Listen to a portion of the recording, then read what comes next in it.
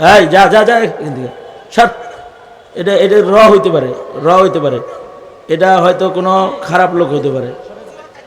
এই মাহফিলের ভেতরে এগুলো ইচ্ছা করে আসে, অভিনয় করে আসে। ওরে ধরেন তো, ধরে ওরে চেক করেন, ওরে ধরেন, ধরে চেক করেন, কিছু বললেন না, চেক করেন। এ আসলে পাগল না, পাগলের ভাব ধরছে।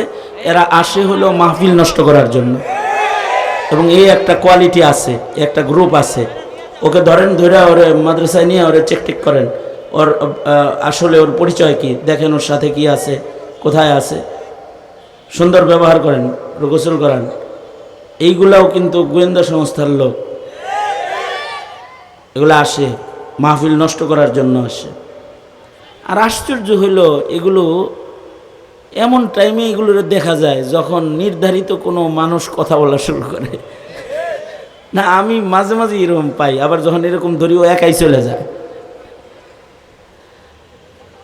আপনি চিল্লাইলেও যাবে না, এটা পাগলামি করবে যে আমি এই কথা বললাম, এখন গেল গেত। أما بعد فأعوذ بالله من الشيطان الرجيم. بسم الله الرحمن الرحيم. والذين يقولون ربنا هب لنا من أزواجنا وذرياتنا قرة أعين وجعلنا للمتقين إماما. وقال النبي صلى الله عليه وسلم كونوا من أبناء الآخرة ولا تكونوا من أبناء الدنيا، أو كما قال عليه الصلاة والسلام.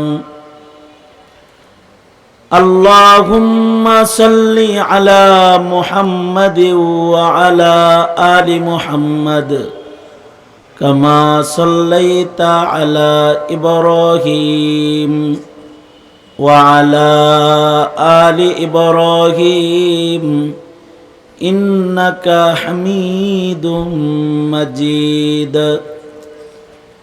اللهم بارك على محمد وعلى آل محمد كما باركت على إبراهيم وعلى آل إبراهيم إنك حميد مجيد. সারা জাগানো দ্বীনি শিক্ষা প্রতিষ্ঠান জামিয়াতুল মানহাল আল কওমিয়া আয়োজিত মহতী আন্তর্জাতিক ইসলামী মহাসম্মেলন 2025 সম্মেলনের মোহতারাম সাদার, উপস্থিত হাজরাত, বুজুর্গ, ওলামায়ে কেরাম, সম্মুখপানে সমবেত দিন প্রিয়, ইসলাম প্রিয়, দিনদার ইমানদার মুমিন মুসলমান ভাইরা, পর্দার আড়াল থেকে আলোচনায় শামিল মা বোনেরা, বিশ্বজগতের মালিক, বিশ্ব প্রতিপালকের দরবারে শকর যে মহান রব্বুল আলামিন উত্তম সময়ে, উত্তম মজলিসে, উত্তম মানুষদের সাথে ইয়াউমুল জুমআতে ক্বাবাইল আল মাগরিব আমাদেরকে অবস্থান করার, বসার, দাওয়াত ও তাবলীগের নিসবতে কিছু বলার, শোনার, জান্নাতের বাগানে হাজির হওয়ার তৌফিক আল্লাহ রব্বুল আলামিন দান করেছেন। এজন্য আল্লাহর দরবারে শুকরিয়া আদায় করি, কালিমাতুশ শুকর পড়ি আলহামদুলিল্লাহ। এত সময় পর্যন্ত জরুরি হিদায়াতি আলোচনা হিফাজতে ইসলাম বাংলাদেশের সংগ্রামী মহাসচিব, আমাদের মুরব্বির জবান থেকে আমরা শুনেছি। আমাদের উত্তরার ওলামায়ে কেরামের রাহবার, মুহাক্কিক আলেম দ্বীন, যোগ্য বুজুর্গ ইলমি শখসিয়াত, বাংলাদেশের একজন অন্যতম আলোচিত ব্যক্তিত্ব হযরতুল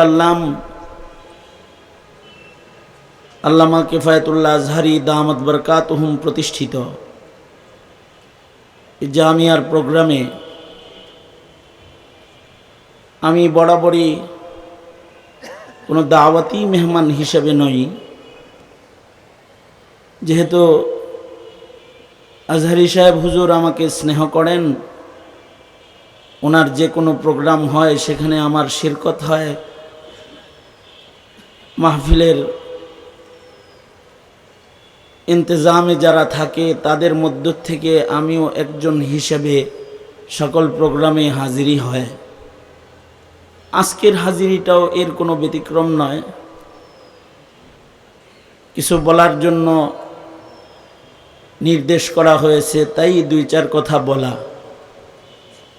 বরকতের নিয়তে সময়টা যেহেতু দোয়ার, তাই অধিক পঠিত তিলাওয়াতকৃত একটি আয়াতে করিমা, একটি দোয়া আপনাদের সামনে পেশ করেছি, হাদিসের খণ্ড আপনাদের সামনে পেশ করেছি। এইগুলো সামনে করে খুব সংক্ষেপে কিছু কথা। এই পৃথিবীর সবচেয়ে দামি সম্পদ হলো মানুষ। আল্লাহর সৃষ্টির শ্রেষ্ঠ সম্পদ হলো মানুষ। প্রত্যেকটা মানুষেরই দাম আল্লাহ পাকের কাছে সর্বোচ্চ। মানুষ দামি সৃষ্টি, শ্রেষ্ঠ সম্পদ, তাই প্রতিটি মানুষের নামেই আল্লাহ পাক একটা করে জান্নাত বানিয়েছেন, যে জান্নাতের আয়তন সবচেয়ে ছোটটাও এই পৃথিবীর আয়তনের সমান, 7 আসমান জমিনের সমান। ওই জান্নাতটা আল্লাহ পাক একটা মানুষকে রাজত্ব হিসেবে দান করবেন। পৃথিবীর শ্রেষ্ঠ সম্পদ মানুষ, তাই পৃথিবীতে যতদিন একজন মানুষের অবস্থান হবে, যে মানুষটা আল্লাহর কাছে পছন্দের, এমন একজন মানুষও যদি পৃথিবীতে অবস্থান করে, লা তাকুমুস সাআহ, এই মানুষটা দুনিয়ায় থাকতে কিয়ামত সংগঠিত হবে না। সময়ে সূর্য উদয় হবে, সময় মতো ডুবে যাবে, অক্সিজেন প্রবাহিত হবে, গাছগাছালি ফুল ফলে সুসজ্জিত হবে, নিজামে দুনিয়া বাকি থাকবে যদি একজন মানুষও দুনিয়াতে থাকে। আর যদি একজন মানুষও না থাকে, যেই পৃথিবীতে মানুষ নামক দামি সম্পদ নাই, ওই পৃথিবী রাখার কোনো জরুরত নাই। তো পৃথিবীটাকেই আল্লাহ পাক ইসরাফিলকে বাঁশি বাজাতে বলবেন এবং কিয়ামত সংগঠিত হয়ে যাবে, সব ধ্বংস হয়ে যাবে। তবে শর্ত হলো এই মানুষটা আল্লাহর কাছে পছন্দের মানুষ হইতে হবে, যে মানুষটা আল্লাহর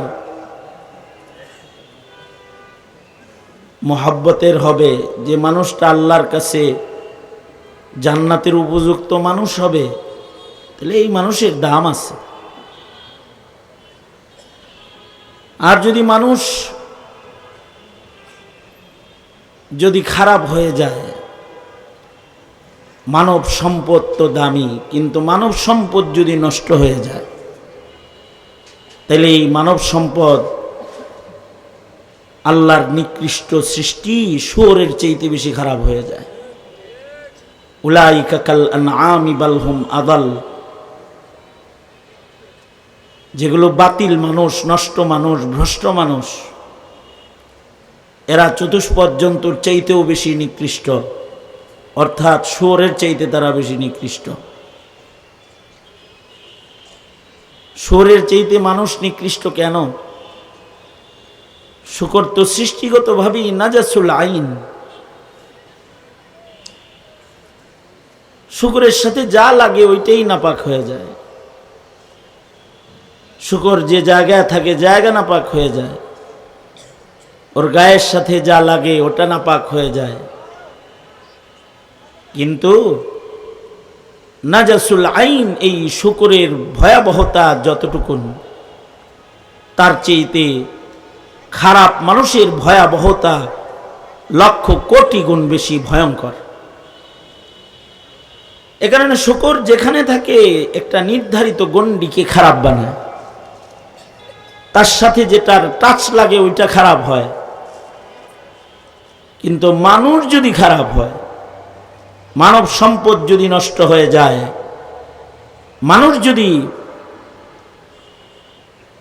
অপবিত্রতা যদি মানুষকে গ্রাস করে, অপবিত্র যদি মানুষ হয়ে যায়, তো মানুষের খারাপই নির্ধারিত জায়গায় শুধু ছড়ায় না, একটা মানুষের খারাপই সারা দুনিয়াতে ছড়ায় যায়। দুষ্ট মানুষ যারা, ওরা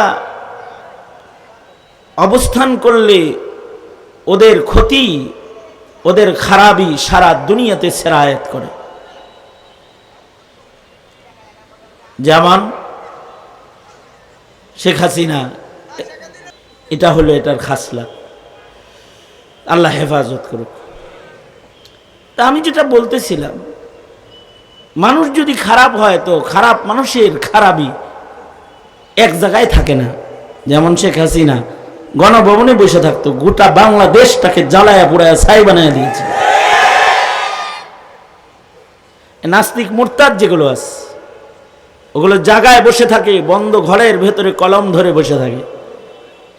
ওদের এই কলমের খোঁচায় সারা দুনিয়াতে ওদের কলম পড়ার মতো মানুষ যেখানে যেখানে থাকে, ওদের ক্ষতি তাদের ভেতরে ছড়াইতে থাকে।